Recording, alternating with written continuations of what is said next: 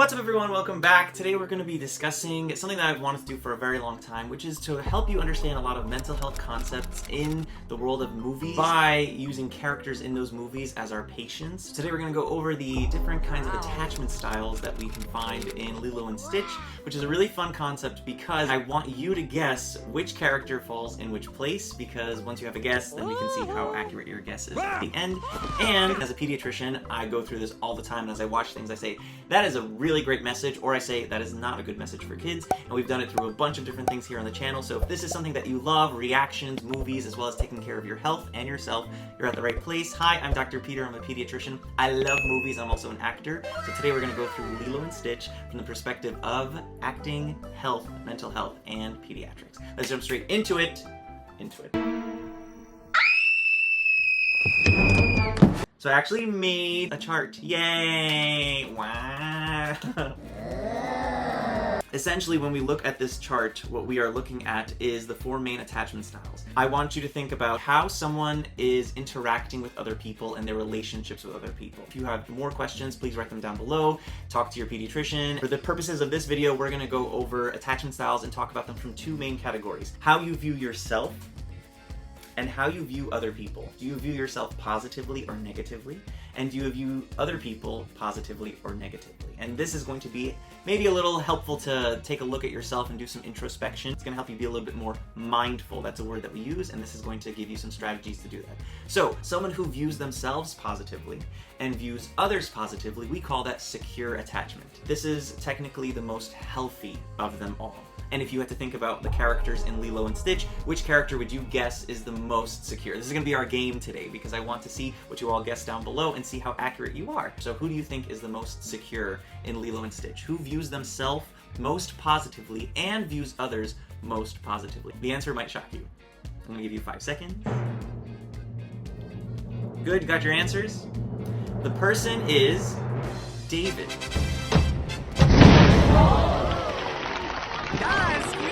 David is the character in the movie who has self-confidence, self-worth, value, and he also interacts others with the same sort of respect. Now, when people do argue with him, put him down, get upset with him, and sort of lash out, he still believes that that other person has value.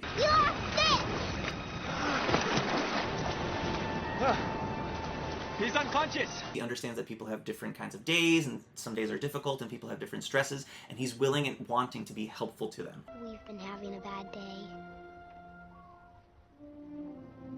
He's very secure in his attachment with other people. Nani, is there something I can do? No, David.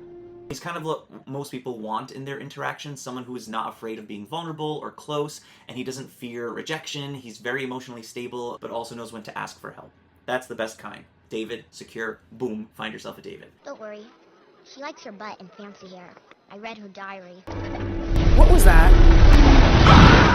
As opposed to someone who views themselves positively, but views others negatively. Now this one's an asterisk in a character, but I want you to guess which character has this in their storyline in Lilo and Stitch, and then I'll give you who I came up with. 3, 2, 1, boom. Nani. Found that this morning. Lilo!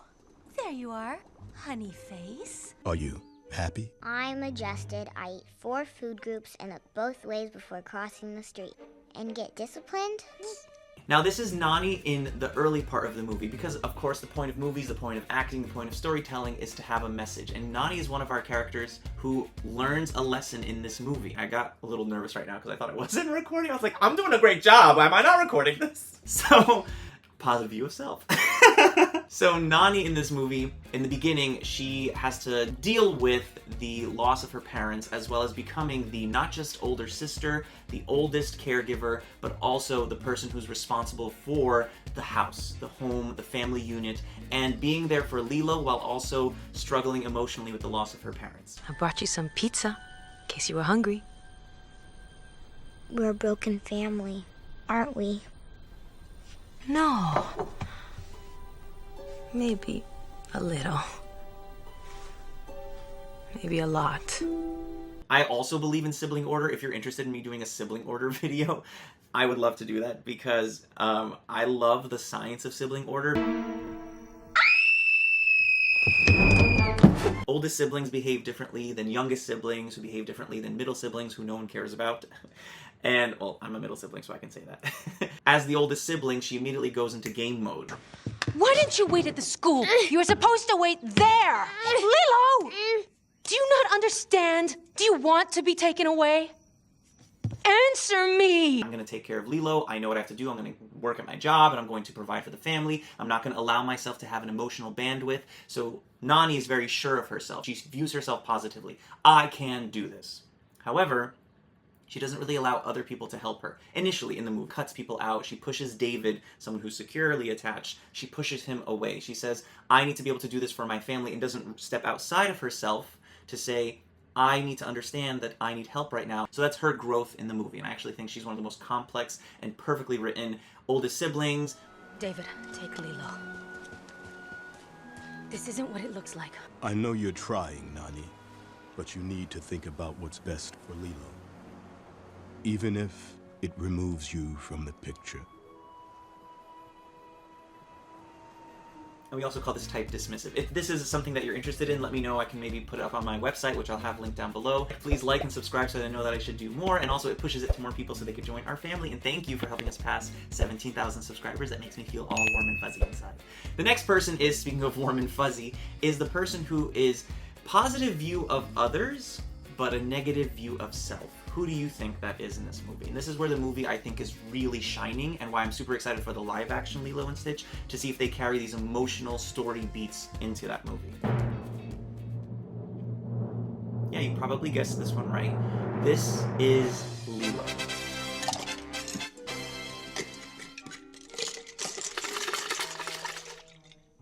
My friends need to be punished.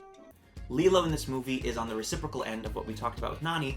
She is dealing with the loss of her parents, but at the child stage. It seems like Nani is past the adolescent stage, young adult, but Lilo is, I need to be taken care of.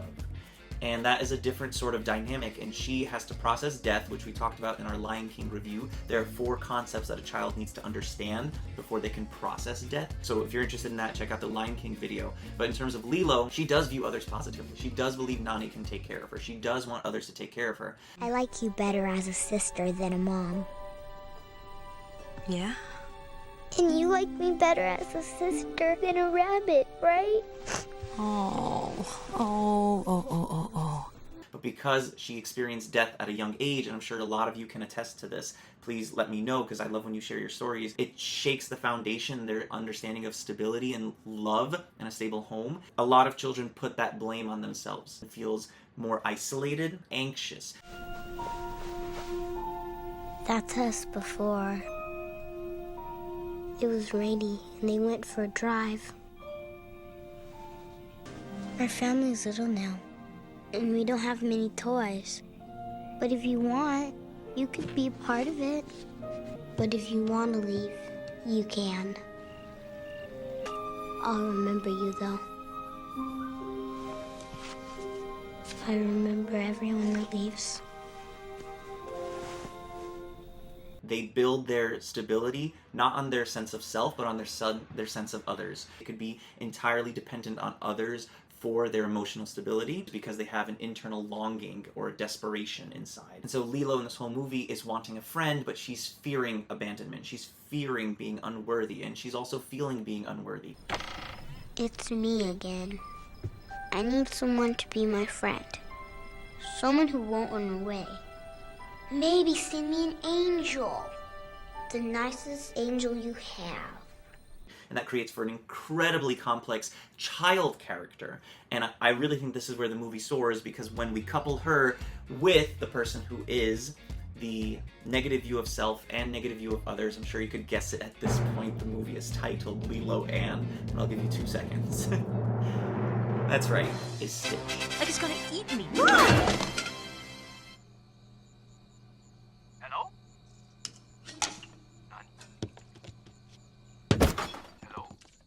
Stitch in this movie is a wonderfully written character because we can all relate to him. He doesn't really have language, he's more action-based, so even from an animation perspective, he transcends languages. The 3 iconic characters from Disney are Mickey Mouse, who's cute and bubbly, Pooh Bear, who is adorable and relatable, and then Stitch, who is rambunctious but also damaged. And I think we can all relate. Stitch is bad, Stitch is broken, Stitch is damaged.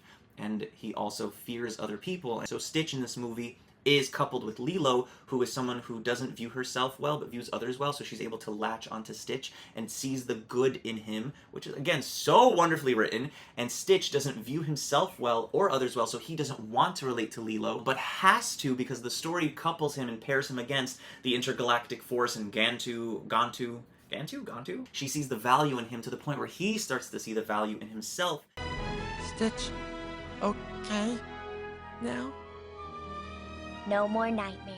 Stitch sees himself one way in the beginning of the movie. That transforms by the middle, and by the end, it's a healthy understanding of self and others, as is Lilo's, as is Nani's, as is David. Until we meet again.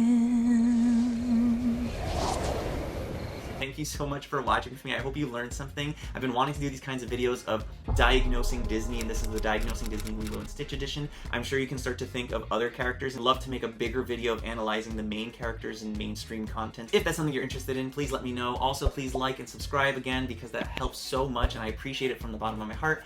Comment down below so I can see your comments and let me know what else you would like me to do, and I will put another video right here or subscribe right here. Ciao!